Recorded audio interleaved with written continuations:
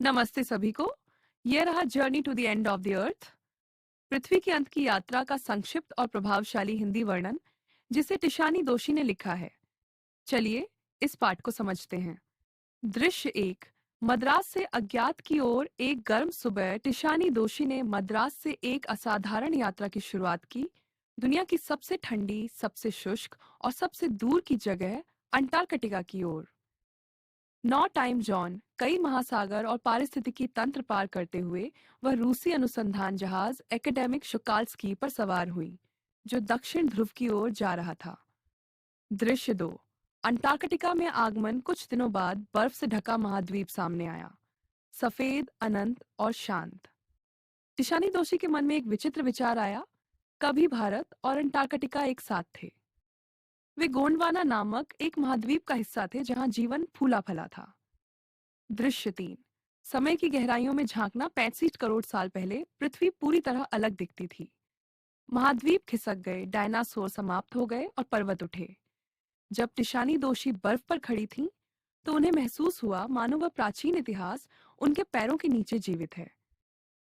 दृश्य चार। दक्षिण की नीरवता अंटार्कटिका अवास्तविक लगता है। न पेड़, न इमारतें, केवल सफेदी और अनंत उजाला। टिशानी दोषी को लगा मानो वह एक चमकते पिंग पोंग बॉल के अंदर चल रही हो। समय थम गया था और उन्होंने पृथ्वी की महान कथा में खुद को बहुत छोटा महसूस किया। दृश्य पांच। एक मानव चेतावनी। सिर्फ 12,000 वर्षों में इंसानों ने पृथ्वी को बहुत बदल दिया।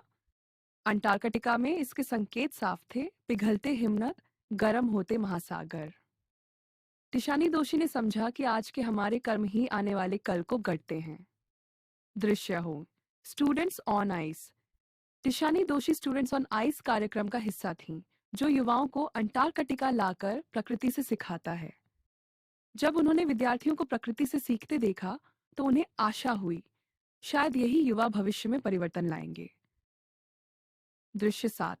सूक्ष्म का सामर्थ्य। उन्होंने फाइटोप्लैंक्टन के बारे में सीखा, छोटे समुद्री पौधे जो पूरी खाद्य श्रृंखला का आधार हैं और कार्बन भी सोखते हैं, लेकिन वे भी खतरे में हैं।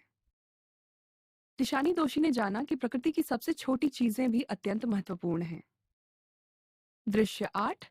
जमी हुई समुद्र की सतह पर चलना। एक सुबह टिशानी दोषी ने जमी हुई समुद्र की सतह पर कदम रखा। उनके नीचे 180 मीटर गहरा समुद्र था। चारों ओर बर्फ पर सोते हुए सील थे। यह अनुभव विस्मयकारी था, जो दर्शाता है कि सब कुछ कितना जुड़ा हुआ है। अंतिम विचार। एक नाजुक आईना। जब टिशानी दोषी लौट रही थीं, तो उनके मन में एक सवाल गूंज रहा था। अगर यह बर्फीली दुनिया पिघल गई तो क्या होगा? अंटार्कटिका केवल एक जमी हुई जमीन नहीं है, यह हमारे अतीत, वर्तमान और भविष्य के फैसलों का आईना है। पृथ्वी के अंत तक की एक यात्रा ने टिशानी दोषी को सिखाया कि एक दिन भी सब कुछ बदल सकता है। धन्यवाद।